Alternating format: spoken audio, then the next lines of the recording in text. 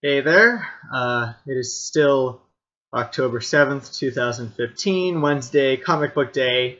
Second part to this week's reviews, as you can tell from the title. In part one, I reviewed a bunch of DC books that came out this week, and in this part, probably going to be the shortest part this week, only two books, both by Brian K. Vaughan. The first is We Stand on Guard, issue number 4. So we start this issue off with a flashback explaining how Amber's brother Tommy sacrificed himself in order for Amber to escape and continue kind of running from the U.S. invading forces. In a pretty, I guess, emotional scene. We then cut to the home base, where Amber and the rest of the Resistance is kind of arguing over who gets to drive the gorilla, the big war machine that they captured from the U.S. in the first issue. And this fight begins. It's between I forget everyone's name. Between Kwabani and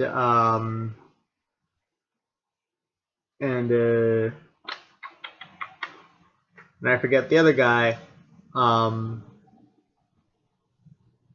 forget, but basically, Kubani, she is, where is it? Wrong page. She's arguing that she should drive it because she's an immigrant from Syria, which is probably a reference to the Syrian refugee crisis going on in Europe right now.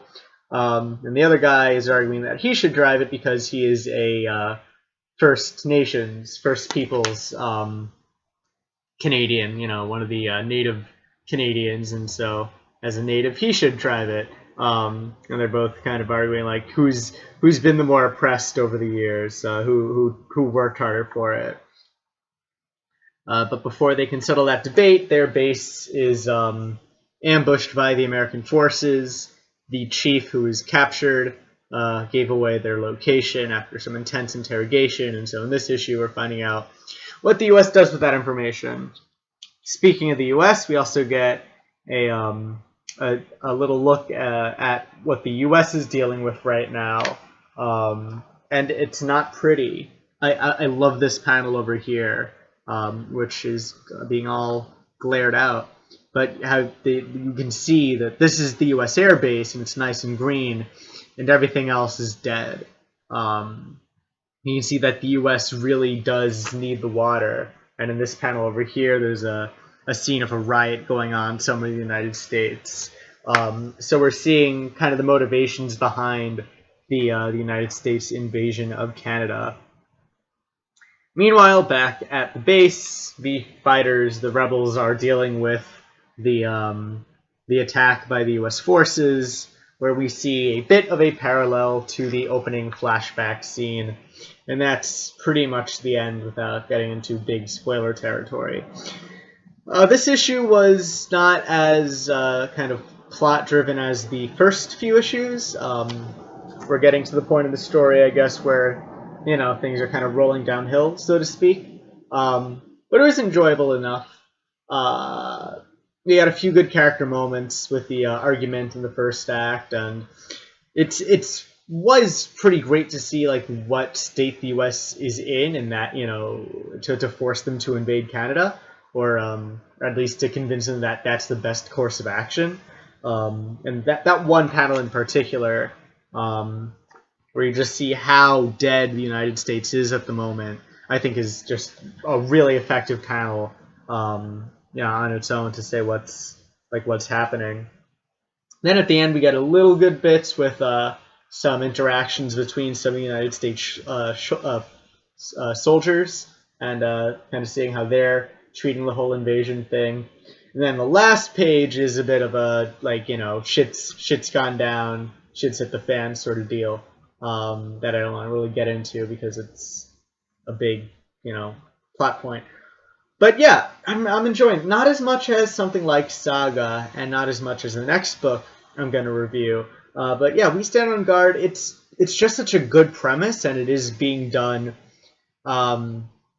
very well. I think that even this issue, which is a bit of a letdown, is still, it's still carrying that premise pretty well, and so I'm still enjoying it. And the art, again, is just fantastic. And the next book and last part of this video, also by Brian K. Vaughan, is Paper Girls, issue number 1. And this story just looks amazing, just looks so fun. I wrote down here in my notes that it's the Goonies, but with girls and in space. So from what I can tell, this book takes place November 1st, 1888. U.S. is still in the middle of the Cold War. I forget exactly when the wall comes down, but it's around this period, maybe next year in 1989. And we follow Erin, the 12-year-old paper girl from Cleveland, as she begins her paper route on this day. And you just have like this beautiful art. This page is really great too. She runs into some crazy, icky teenage boys who are hitting on her, even though she's 12. And one of them even says like the skeeviest thing, the grass on the field. So these guys are just pigs. They're just gross, terrible people. Luckily, she is rescued. And if you're wondering why they're dressed like Freddy Krueger and everything, it's because it's the day after Halloween. So and it's also 4 in the morning, because that's when you deliver papers. Luckily, she's rescued by the Paper Girl Squad, the cool older girls also delivering papers. And it's just great characters. And I said the Goonies earlier, but it's a bit more, they're a bit older overall. They curse, they smoke.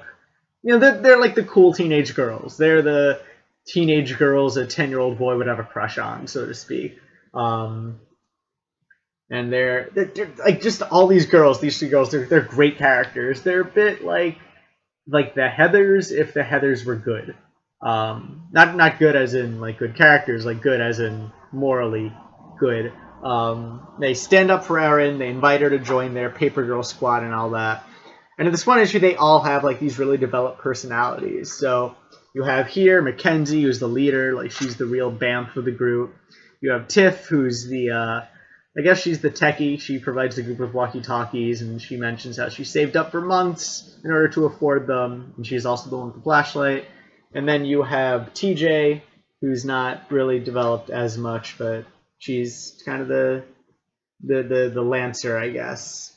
She's the ego, I guess, balancing the id of Mackenzie and the super ego of Tiffany. That's not a good description at all.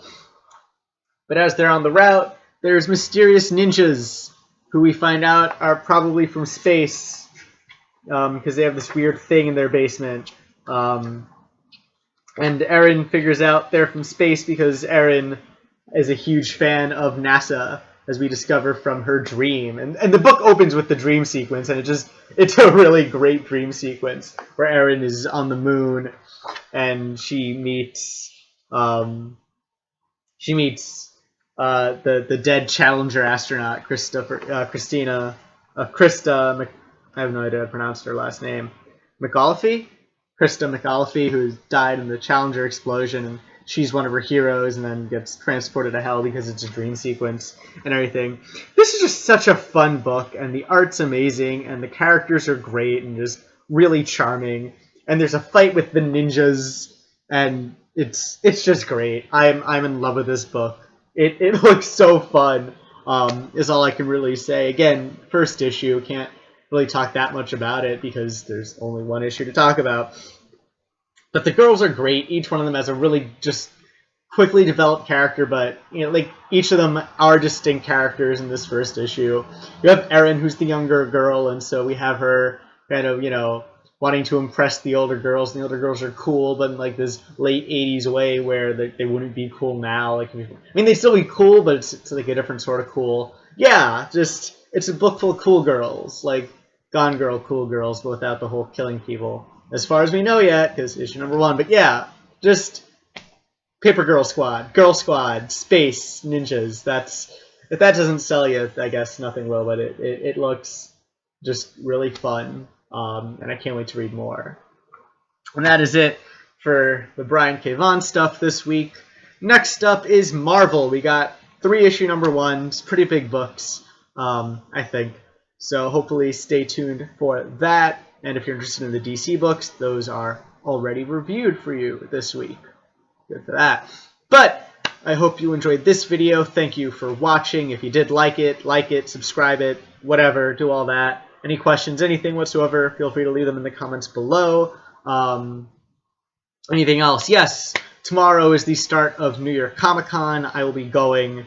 I'll be dressed in a kind of Spider-Man costume. Either you recognize this face from the front or from the back. I'll be wearing a blue jean jacket with the big red spider thing on it. If you know what Spider-Man's costume looks like, you'll probably think, oh, that looks like a Spider-Man costume on a jean jacket, and that might be me. What else? Yeah, that seems to be about it. Again, thank you for watching, and I hope you'll join me for some more comic book reviews.